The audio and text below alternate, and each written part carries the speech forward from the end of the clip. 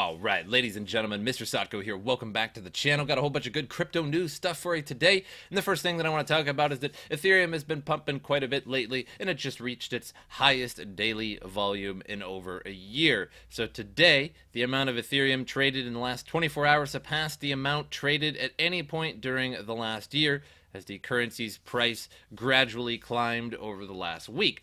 It appears the amount of people trading the cryptocurrency did as well. Yeah, that makes sense. So according to CoinMarketCap, the amount of Ether traded in the last day reached a level that has not been met since February of last year. As of February 19th, 2019, CoinMarketCap lists Ethereum's daily volume at over 5.3 billion US dollars. 1 month ago, when Ether was valued at around $122, the currency's 24-hour volume was in the ballpark of 2.3 billion US dollar. So that's very good. That just means that a lot more people are getting into the game and starting to trade once again. And unfortunately, with the Cryptopia hack, a lot of Ethereum and tokens were lost and all of that. But it doesn't seem to be affecting the trading one bit here. So that's good. Moving on to the next little tidbit. Somebody paid 2,100 Ethereum for a 0.1 Ethereum transaction. So they basically sent $14.70 in Ethereum, and it cost them only $308,000 and $308,637 to be precise. So man, those fees are just coming down every day. So nobody knows what this is all about. This is all over the Reddits and forums and such right now. That somebody clearly paid 2,100 Ethereum just to send 0.1 Ethereum, and a lot of people were thinking that this is probably just money laundering and that they were just laundering it. And how that even works, I don't know. But all we know is that this is basically a gift to miners at the moment, because $308,000 just to send $14.70. I'm not sure how you're even supposed to get that back on the other end when you're laundering it. But nobody knows why this happened, whether this was just a mistake that somebody put in like an egregious amount of gas that they'd be willing to pay for a transaction, and it was just they maybe put a few extra digits on there, or if this was money laundering. But if this was a mistake, just be glad this wasn't you and have a really great day. Moving on to more Ethereum news. We're not going to read this whole article, but Ethereum's Vitalik Buterin discloses non-Ethereum crypto holdings and other revenue sources. So in case you want to know what Vitalik is holding, here we go. So he published an Ask Me Anything Reddit, and the AMA has dedicated the Ethereum leadership and accountability, asking those in leadership positions in the Ethereum community to share their possible conflicts of interest. So in Butalin's summary, his total holdings of non-Ethereum ecosystem tokens comprising of Bitcoin Cash, Bitcoin, Dogecoin, and Zcash account for less than 10% of the value of his Ethereum holdings. So that makes sense because he holds an unbelievable amount of Ethereum. So there you go. He holds those. A further set of non-Ethereum ecosystem tokens comprised of Kyber, Omisigo, Maker, OMG, I don't know why that was posted there twice, and Augur are similarly reported collectively, again, worth less than 10% of Ethereum, of Vitalik's Ethereum holdings. Butalin also disclosed on the AMA that he has significant corporate shareholdings in blockchain research and development firm Clearmatics, as well as in scalability and privacy-focused blockchain startup Starkware. The latter notably develops cryptographic technology such as zero-knowledge proofs, of which Butalin is a vocal proponent. So there you go, in case you were ever wondering what Ethereum, or what Vitalik Buterin is holding. Might as well just call him Ethereum at this point. There you go. So moving on to other news. So 1 year ago, a Redditor posted that if the iPhone added the Bitcoin B symbol to its keyboard, it would be a sign of the cryptocurrency's legitimacy and could help further adoption. While Apple is yet to officially take the jump, one of its biggest rivals has made the symbol available to iPhone users. So Google has just added the infamous Bitcoin B symbol to its keyboard, but only for iOS users. It's not clear why it hasn't been added to Android keyboards. To access it, make sure you're using the Google keyboard, not just the default Apple one, and hold down the dollar symbol to see a pop-up of the world's major currency. The Bitcoin symbol is located on the far left, but will it encourage adoption? Well, I don't know about that, but it is a step in the right direction of just one of every little thing that happens. So probably not. People aren't going to rush out to the streets and start harassing their local shopkeeper to accept it. But it's a major endorsement by the web giant that has so far stayed away from cryptos and also has recently banned advertising crypto projects and various other things throughout history. But kind of interesting, Bitcoin symbol now on iOS. One step closer to mass adoption. Just a tiny little step, but here we go.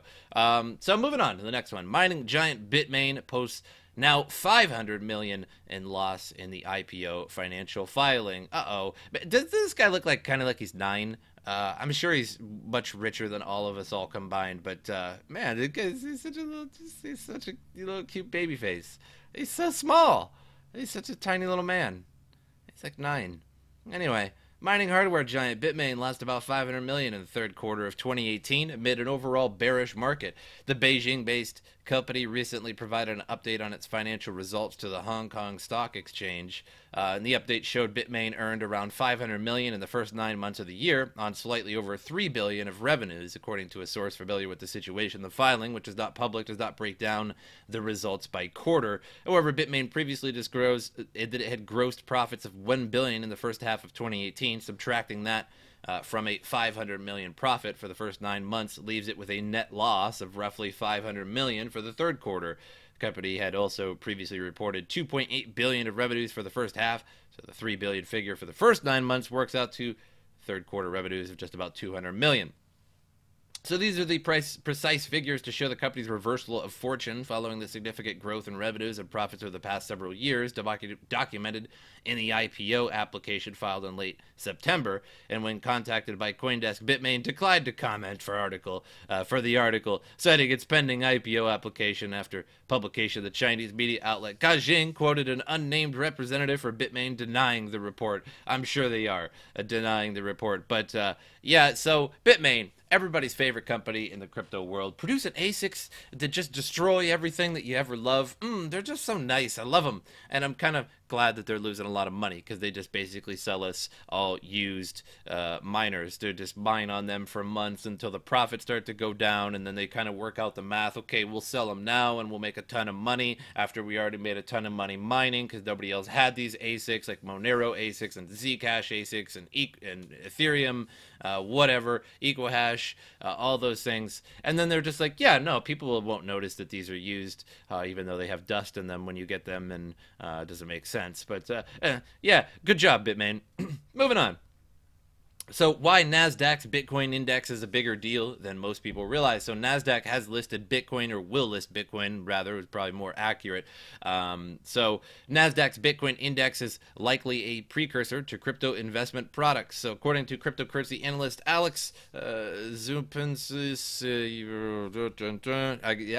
I nailed it. The introduction of the crypto indices of Nasdaq could lead to the approval of a wide range of investment vehicles in the long term.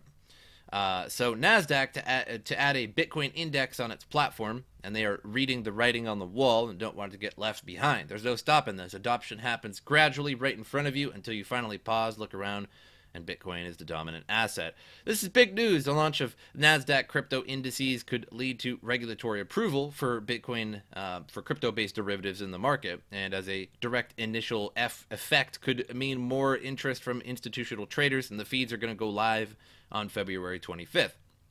So the little feeds that go along, Bitcoin is going to be a part of that now, and that's not a okay. So my it just left there for a second there, but all right. But either way, Nasdaq listing this will be interesting, just because it'll get it out there more, and it kind of adds a little bit of legitimacy to all these institutions that may be coming up, maybe even to the government itself.